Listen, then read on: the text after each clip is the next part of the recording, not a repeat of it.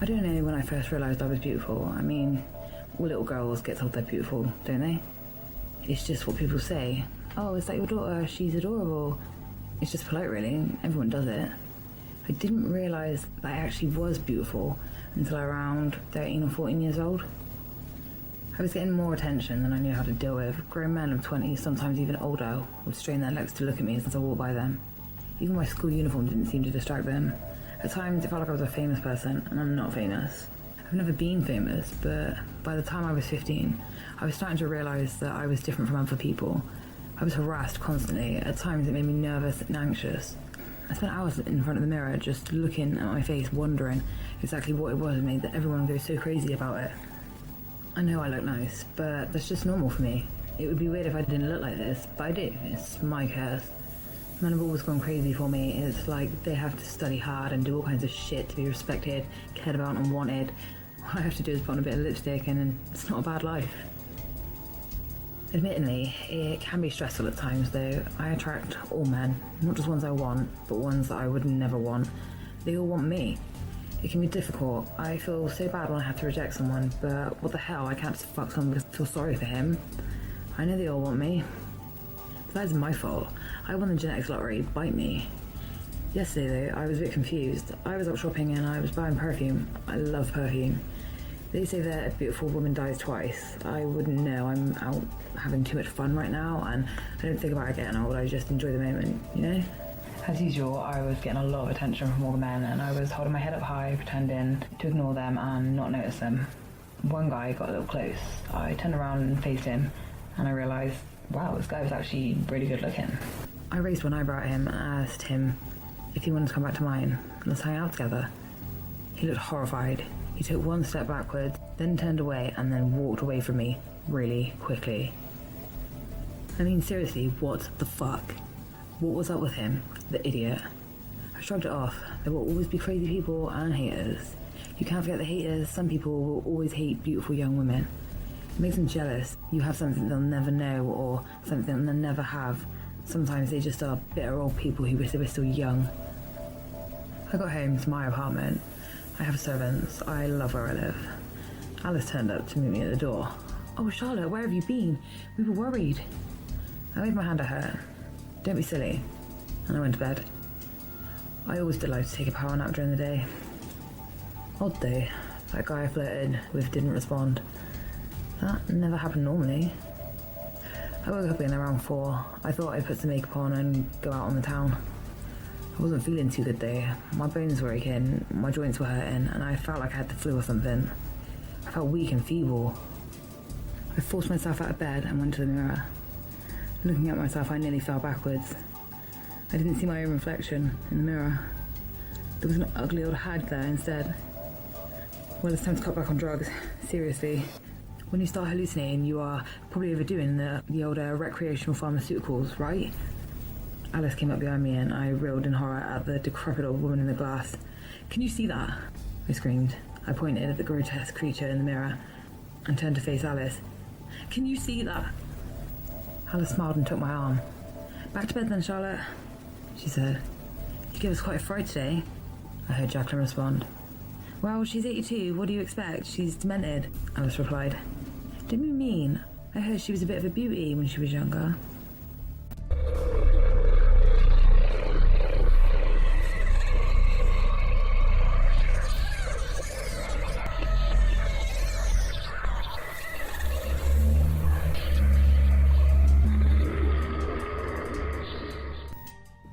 The first thing that came to mind when I decided to write this incident was that maybe I should just let it go, forget about it. After all, it's been more than 12 years.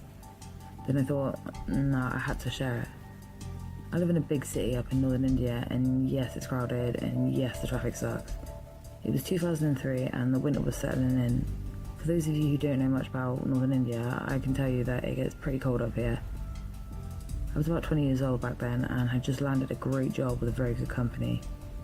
I was a technical support guy working for a company based out in the US. That meant I ended up working the graveyard shift, and truth be told, I loved it. It gave me the freedom to be out of the house at night and do what I liked doing best, helping people and having fun at my job. More so because I wasn't the only 20-year-old there, the entire building was full of them. I was about 20 years old back then and had just landed a great job with a very good company. I was a technical support guy working for a company based out in the US. That meant I ended up working the graveyard shift, and truth be told, I loved it. It gave me the freedom to be out of the house at night and do what I liked doing best, helping people and having fun at my job. More so because I wasn't the only so naturally there was fun and excitement, and I really did enjoy working there. I lived in the city, but the job was at what was then called a satellite town, mostly because it was not developed enough to be a city, but was close enough to the city. Since this was mainly rural settings, and mainly because the majority of the workforce worked in the graveyard, this company provided us with transport. These company cabs would come pick us up and drop us off at our doorstep. The cabs would be routed to pick up people in the same area and then drop them back off too. Pretty sweet deal if you ask me. Anyway, I had already spent a few weeks working and had made quite a few friends. As a routine, at the end of our shift, before we took our cabs back to our homes, all the teammates would get together at the cab area before moving towards home and discuss the day's gossip over some chai. Days passed on, and I remember that on this one dreary, overcast, foggy winter night, I was waiting in my cab for my other cab mates to come so we could be on our way. It must have been about 3 AM. I was tired and wanted to go home to my good warm bed. As I lived the furthest, I was usually the last to be dropped. I didn't like it, but I couldn't do much about it. I waited, and finally, one by one, they came and we were on our way. The cab driver was new and started talking about himself and how he'd moved from a distant village to this town last week and was happy driving the cab with all the small talk happening. We moved swiftly on the highway until we met a traffic jam. Great, just what I needed. It was starting to drizzle and the traffic jam was nowhere near over, and soon we came to a standstill. We all waited impatiently for the next few minutes when we decided to get out of the cab and get some air and see what was holding us up. A friend and common partner in crime agreed we both go out and started walking towards the head. We soon realised the reason was an accident ahead, and this would take more than an hour to get across. It wasn't a serious accident, but a crane was needed to pull the vehicle out and the way was blocked. We came back and told everyone, much to their despair. Now, everyone who has been in India says the traffic is bad. Well, it is.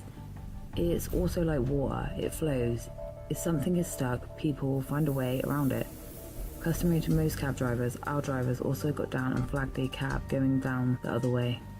The two drivers chatted and he came running back, stating the other guys told him about a shortcut on the other side of the highway.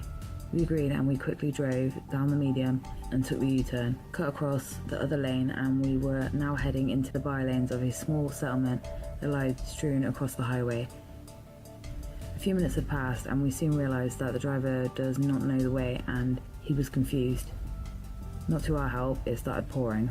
I guess the monsoon gods were against us too that day. It was 12 years ago, remember, so GPS wasn't that common and none of the phones had it. We soon turned onto what looked like a deserted road with no streetlights. One of the guys in the cab then said that this was the old highway and it was abandoned because it had many design faults that had led to many accidents. It ran parallel to the new one but was hidden out of sight because of the settlement. The driver was trying to navigate through all the potholes and was driving not too fast. We've been driving for the odd 5 minutes now, and just then two things happened. It felt like something hit us from behind and we heard a shout. It wasn't too loud, but it wasn't too feeble. It was like a shriek, and it came from further behind us. A shriek of fear. I was sitting next to the driver, and I turned back instantaneously. From the corner of my eye, I caught a glimpse of something womanly. There were 3 girls in the cab with us, and at first I thought it was one of them that had screamed. But then I rejected that thought because I knew them all, and it couldn't have been them. The driver was a bit shaken since it was no fault of his and someone had hit us from behind. He got out in the downpour and went back to see the damage. From the light of his cell phone, the driver checked and, to his satisfaction, didn't see any visible damage. I also got down alongside with one of my cab mates and had a look. 3 of us agreed that there was no damage and thought, what could it have been? We came back inside and concluded that we may have hit a pothole or something, and that the street may have been an animal nearby. We called it a coincidence and drove along. However, I knew this wasn't the explanation I was going to believe. I have had a few experiences in the past that were unexplainable, and this was becoming one of those. I knew that I had seen a womanly figure as soon as I turned at the sound of the shriek, and I sensed everyone else felt the same. We still had a long ways to cover, but the rain had stopped, so to cheer everyone up I turned on the radio and we moved along. We were still on the old highway, but the driver hadn't picked up any speed because the fog had settled in after the rain. Just then, it happened again, another hit and another shriek. This time more announced and much more closer. This wasn't good and I knew something was wrong. When you spend all your life in a country like India, where religion, superstition are the way of life, and no matter how much you try not to believe them, you come across things that make you rethink. At this time, all three of us, except the ladies, got out of the cab and went to inspect. But some good thinking on the driver's part, he kept the engine running. We got out and knew this time it was different. This time, we saw the damaged bumper. It had been bent quite so to suggest it had been hit badly. It was dark outside, but we could still make out the blood that was on the corner of the bumper. We knew we had hit something, but we hadn't gone more than 10 feet after the hit, but we couldn't see anyone around laying or hurt. At this time, the driver of the cab asked us both to sit inside the cab with the ladies. He wanted to go further down the track to check, but had an intuition that this could turn bad, if it was a trap of some kind, to stop and rob unsuspecting people. We followed his advice and came back inside while he went to check. What happened next has lived with me forever since.